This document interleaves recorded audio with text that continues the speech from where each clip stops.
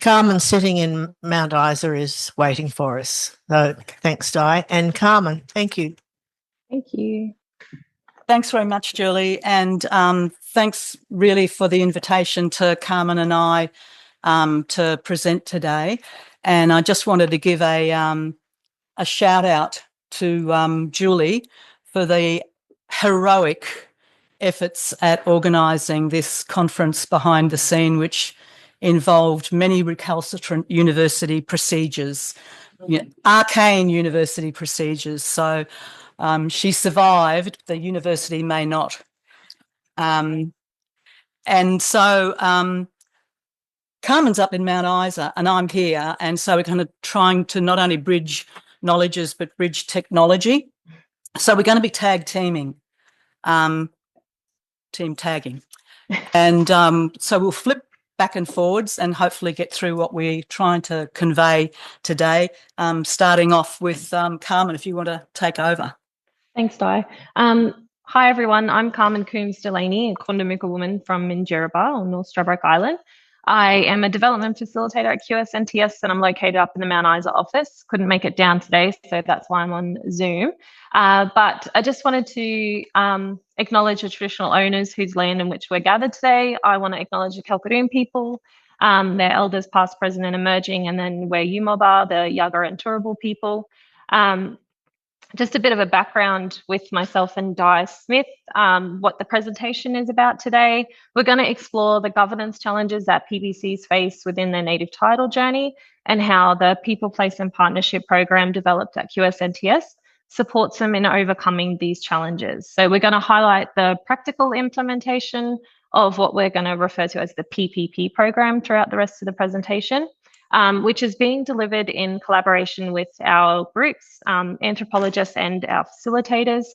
QSNTS, we take a long-term adaptive approach, tailoring the program to the unique needs of each PBC, and it really requires innovative ways of working, flexible facilitation methods, and adaptable workshop tools. So to ensure that the program aligns with its developmental capacity and building goals, we have commissioned a 2-year independent evaluation currently in progress, and anthropologist Dr. Diane Smith from ANU is conducting this applied evaluation alongside the program delivery. So today we're going to share with you how our collaborative approach, by bringing different professional perspectives, really helps integrate that real-time evaluation findings to enhance the program in partnership with our PBCs. Thanks, Carm. And just before kind of going into a bit of the background context, and again, the Lee Sackett's word of transition, which we're all trending to buzz now with that word, I just wanted to say a bit about, and we'll talk about it more in the second half of the paper. So as Carmen said, I've been employed for a 2-year period to do, and I'm unashamedly declaring that that's applied, engaged, and operating in real time. So I spend a day a week over the 2 years going to every PBC workshop under the PPP program that QSNTS is delivering. My job is to evaluate the design, the delivery, implementation, the resources and the tools that are being used, and to talk with PBCs about the outcomes in each of those workshops, and look then generally at, so is that program delivering what it is aiming to deliver, and how might it be improved? So I say real time because Carmen and I sit down together at lunches in those workshops and I give feedback on the facilitation, on the engagement from the PBC board who's at that workshop, and she then, we'll go into that later on. So it's it very much is engaged, embedded, but I regard myself as being a critical friend. In other words, maintaining independence in terms of my advice, my analysis, my research over this period of time. Transitions. So I think a lot of people have mentioned this. For me, the emergence of native title claimants into the post-determination phase, where they hold native title, we all think about it as being a rights recognition and a legal recognition framework. But first and foremost, it's a self-governance transition above everything. And I give a shout out here to Ivan Ingram, who's written, I think, a really excellent paper about the changes in the mandatory statutory framework that claimants have to govern a claim under, and then the abrupt change that happens when they're then required to govern via an incorporated organisation. Different people sometimes involved in that, totally different statutory requirements, oversight by ORIC, and two new wonderful classes of people, native title holders and native title members. And in that transition, there are also a whole series of path dependencies that have been set up in the claim process. If left unresolved, as you're all aware, just percolate over into the post-determination phase. So for the groups involved, it's really a tumultuous transition. Because it involves Western legal structures, the native title group is really left to try and figure out, ironically, a determination recognises they have continuing connection to laws and traditions and maintaining those, but then they're not enabled to actually govern according to those. They're immediately locked into a corporate structure, and they have to actually try and figure out how to govern, not just the corporate structure, but that intercultural field where they have native title holders, they have new members who've got to be registered. And what's the place of culture? What's the place of laws and relationships and values in a rule book and in the processes of the board? So the governance challenge is confronting, and it's one that is associated with, I can do the swipe to the left. It's not only an issue of is the governance fit for purpose that groups have when they go into that post-determination phase.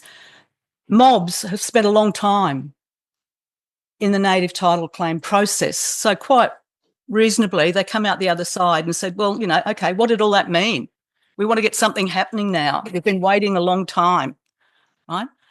How do we get something happening? And if we follow up the stark picture that Michael presented to us, it's not a matter of just being able to jump into development opportunities, making decisions, establishing policies. Those are all practice issues that require staff.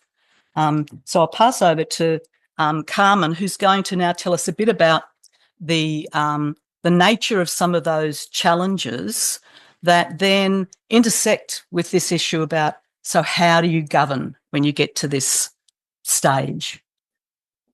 Thanks, Di. So each PBC has their unique assets and strengths, such as natural resources, cultural knowledge, and intellectual property to support governance and development. However, they also face systemic constraints or disability factors, which really hinder their governance and service delivery. And unlike deficits, disability factors are structural limitations, so similar to those identified by the Commonwealth Grants Commission in assessing service delivery costs for governments. And when applied to PBCs, this concept highlights the financial inequalities that they face due to persistent underfunding. So current funding only covers compliance needs, leaving real little room for governance for development.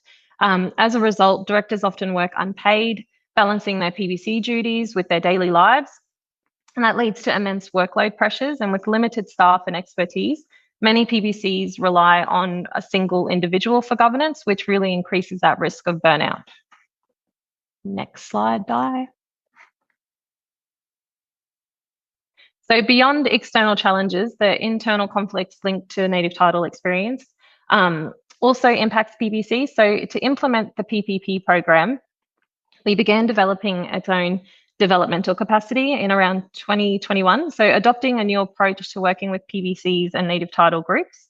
And this has been a real learning process for us, which is, requires adaptation and experimentation. A developmental approach really focuses on bringing people together to achieve self-determined goals that enhance their quality of life and collective capabilities. And key characteristics include ongoing negotiation of power dynamics, community-led problem identification, active participation, long-term progress, and capacity building at both the individual and collective levels.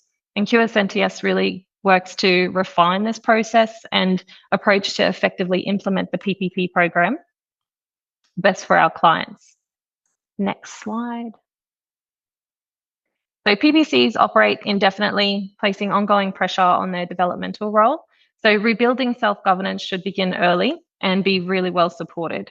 And the program takes a rights-based approach, so recognising that native title rights is a foundation for Indigenous self-determination and development. And it's guided by 4 key principles, being self-determination, where PBCs have the right to make their own decisions; empowerment, where PBCs should control and utilise these assets, their knowledge and their heritage; and collective action, so strengthening voices and solidarity really enhances that governance. And then working and learning together, like collaboration and shared knowledge, really drive effective governance and development. So at QSNTS, we support that intercultural governance by uniting the groups around their strengths, around their native title rights, and around their partnerships. And the program framework is grounded in that cultural values, their identity and historical governance, fostering gradual empowerment and self-determined alliances on country. Next slide, please. The program follows 4 interconnected phases, being foundation, planning, operational, and partnerships, which is potentially leading to a 5th phase, which we are calling nation rebuilding. And so we deliver it through what we call a yarning and doing framework. So it consists of client-led workshops on key topics tailored to each PBC's governance journey. And the approach gradually builds their skills, collective understanding, and confidence by actively involving the community members. And the workshop uses a developmental framework with reflective exercises, including a visual planning tool, as you can see up here. The one that we've got showing as an example is one we use for the Wonkamada mob. We used the sandhills of doom, success, obstruction, and doing. So we use landmarks that are, I guess, relevant to their country. So if they're island people, we'd call it islands of doom, rivers of doom, things like that. So the tool helps participants identify strengths, address their obstacles, and create actionable strategies using their cultural values as a guide. And it fosters problem solving, ownership, and motivation, reinforcing that success is achieved by leveraging the strengths of their people. Next slide, Di. Thank you.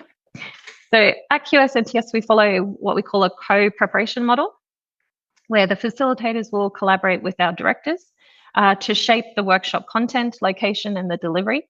So this partnership-driven approach really empowers these groups and the directors to lead and take ownership of the workshops. And the developmental model follows a continuous cycle. So we're presenting ideas, reflecting, practicing, and improving based on past experiences. And we're at the workshop when we use a relaxed yarning and doing style, fostering open discussion, storytelling, and collaborative decision-making in a real culturally safe environment.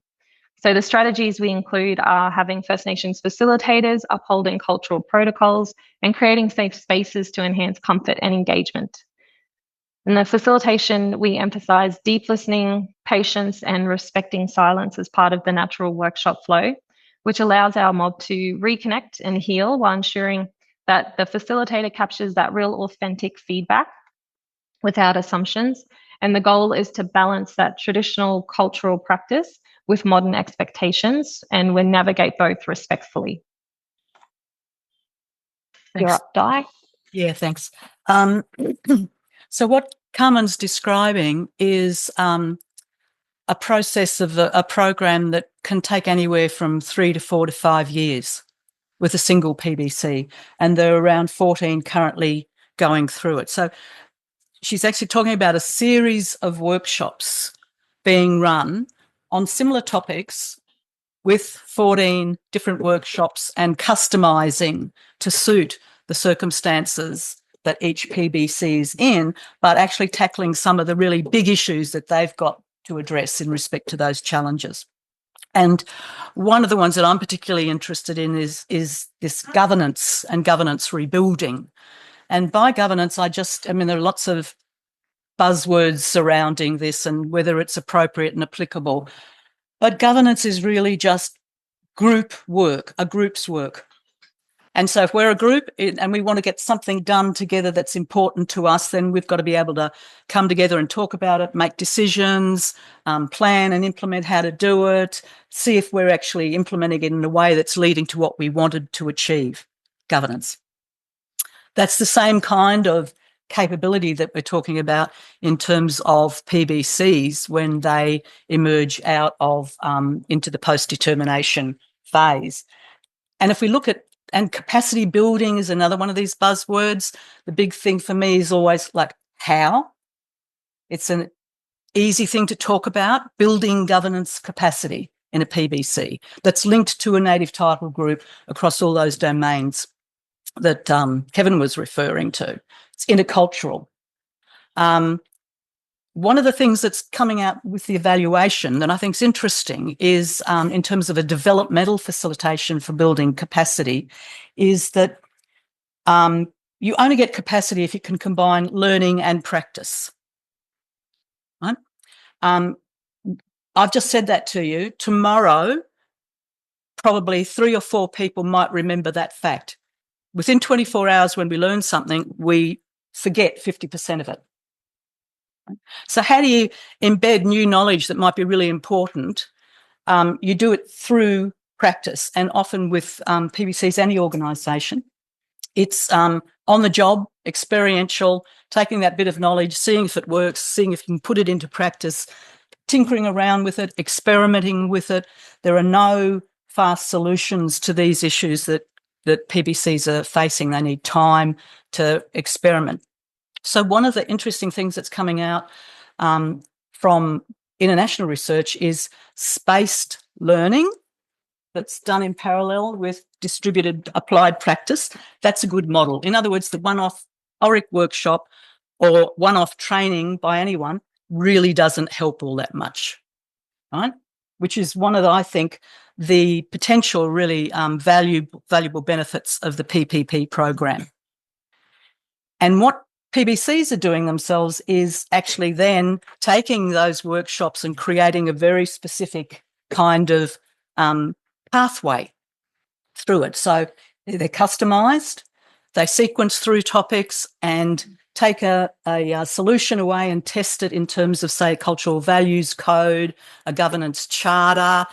Then they're on to the 4th workshop, which is about strategic planning. And someone will say in the lead up to that, hang on, can we just go back and go over that stuff that you talked to us about in the first workshop? So there's no nice, neat, sequential building. People do a loop back learning when they apply and practice things. They've got a new context, a development comes up, and people will say, oh, actually, I remember back then, they said something about the way the board might be able to start working with other organisations in our area. Can we actually have a workshop on that? So a totally new workshop. So this loop-backed pedagogy, a way of learning and putting it into practice, I think is a good learning for us in terms of how we might think about supporting PBCs to rebuild governance a bit so that it actually has traction, it gets embedded over time. And so this is a kind of time when Carmen and I just wanted to talk about, how do we work together? 5 minutes. Okay, Carmen, we've got 5 minutes to cover the world. Mm-hmm. All right. So when we go in to facilitate these workshops, the main things we want to cover is we know who the client is.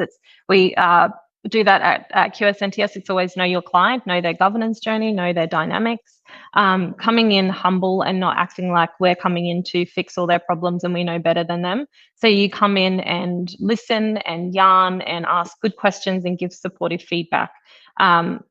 Also being aware of body language, reading the room, reading people's faces, reading how they're kind of engaging with the program and the facilitation, and then having plans in your head about what the program actually, what we want to achieve by this workshop. So if things go stray, something happens, arguments and break down, you'll have backup plans. So that all that goes on in your brain while you're trying to facilitate and act like you know what you're talking about. How do you reckon it works between you and I? Like I'm sitting there as a fly on the wall. Yep. Workshops happening, and I'm not a facilitator. I'm just this kind of hanging around weird person that everyone says, "What's she doing?" How do you reckon it works between you and I as you're facilitating, and I'm supposed to be there, kind of being this little evaluation brains trust, giving you these kind of insights, and are they of any use? Yes. Well, usually we will have a plan and we'll go into a workshop, and then something will happen. Someone will have an agenda that they want to bring up, and so you can see it's kind of starting to go a bit hairy. So what we'll do is we'll have a break, and then I'll go to Di and yarn with her in the break and say, look, it looks like I'm losing them, or they're getting a bit cranky about certain things. Let's come up with an idea on how we're going to flip the workshop on its head and change it and come up with another kind of pathway on how we're going to kind of work through the rest of the day. And so I, bounce a lot of ideas off you. You'll give me your feedback back, and then we'll kind of come up with like a middle approach on what my idea will be and what yours is, and how we can kind of roll it out. And I think it's a nice description, that word flipping, of the interactions.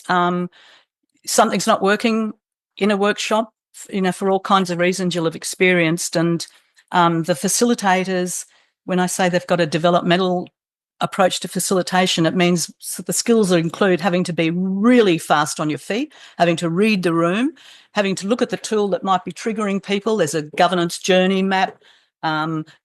What's the way people might actually prefer to use that? How could it be used? I'm sitting there kind of trying to condense my, kind of obtuse anthropological insights into, so what might actually assist in the facilitation and also in the engagement. And the nice thing I reckon that works, like with Carmen, is Carmen will just say, no, I don't think that'll work. For this and this reason, can we do something in a different way? And so we're experimenting in real time with the content and the facilitation. So I just think it's an interesting kind of potential role for anthropologists in your practice who do work developmentally. And this is kind of really the end of the slide, is to say that both at QSNTS, a whole host of anthros who have been encouraged to work in a whole of organisation, whole of client approach, multidisciplinary teams. QSNTS, I think, is trying something really radical, which is to break down in the land council's rep bodies these professional silos. Oh, the lawyers are over there in the very well kitted out rooms. The anthros are over here in the back rooms. Then there's the field, the engagement, and the field officers who are kind of wandering around, often hot desking, and don't have any place at all.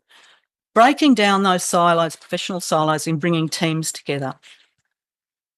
That in itself is hard enough to do in a rep body. Then applying it. And I think anthros in these various areas have a really important role to play potentially across a host of post-determinate, we're calling it post-determination, but it's really just getting on with life. How do you exercise the rights that you've got? If you can't govern them, it's really of no use having those rights. So Carmen, did you want to say quickly, because we've got to end? Okay. From your perspective, in terms of the work of anthros, the sort of value that you think anthros can contribute in this sort of kind of new kind of program approach? Yeah, we rely heavily on each cohort to deliver a really well tailored package for all of our clients. But especially with the anthropologists, because with PPP, it's really interweaving traditional cultural practices into modern day I guess, governance kind of practices. So we rely on their knowledge of how the groups used to govern themselves and how we can kind of modernize that to today and how we can kind of interweave that into making sure that it's a really well managed PBC, but staying true to that really focus of culture, traditional laws and customs. Thanks very much. I think that's us. Yep.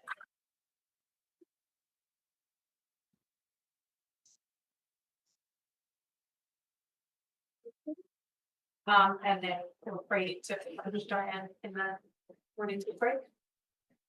Hey, thanks for that. That was fantastic. One of the issues we faced in our region is we try to build capacity on governance capacity, but then we have rotation of board members. So what's one of the ways you find dealing with these long-term projects, and obviously internal politics sometimes affect changing the board members and having to start from scratch again every couple of years? Yeah, really big issue, and one which the program immediately has had to face. So I'll just throw over to Carmen, who's actually currently dealing with precisely that issue with AGMs. Yep. So that is a significant factor that impacts that capacity building. So that's why we had that slide, that loop back learning. So we will have a journey set out for a group, and then all of a sudden an AGM comes up and we've got all new board members. So we will have to go back to Foundation 1, that first workshop, and start from scratch. And we give a bit of an overview of where you've come from so far, what your past directors have done, and what the concept of PPP is, and how we kind of want to continue on. So we give them a bit of a snapshot, like that corporate knowledge of where they've come, how far they've come so far, and the work that they're doing, and how they want to continue on. So that happens a lot, where we'll have to go back to square one and start again and kind of get them on as like an induction process for them. Yeah. And that kind of, the implication of that is you've got to be, the organisation like QSNTS has got to be committed to the long run. Yeah. Hi, it was very interesting. Thank you both very much. Really fascinating work.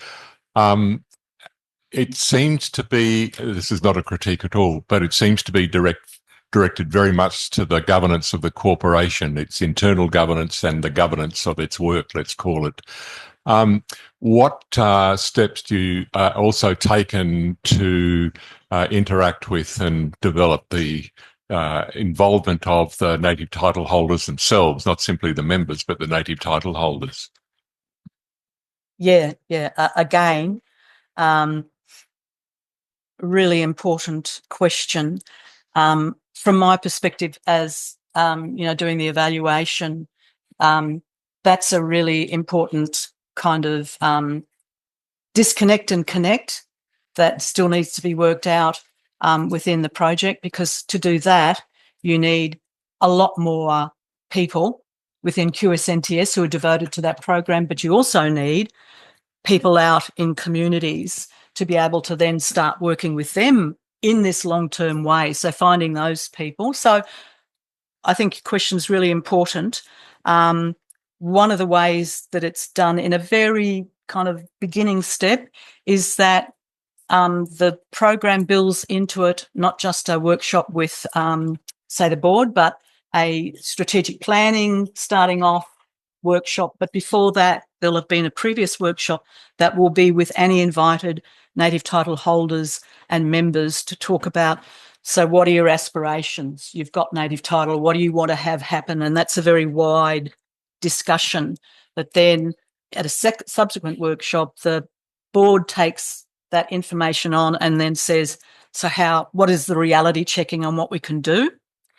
Then a next workshop brings back native title holders and members to say, look, this is a draft that we've developed up as a strategic plan from that earlier aspirations one that you were at.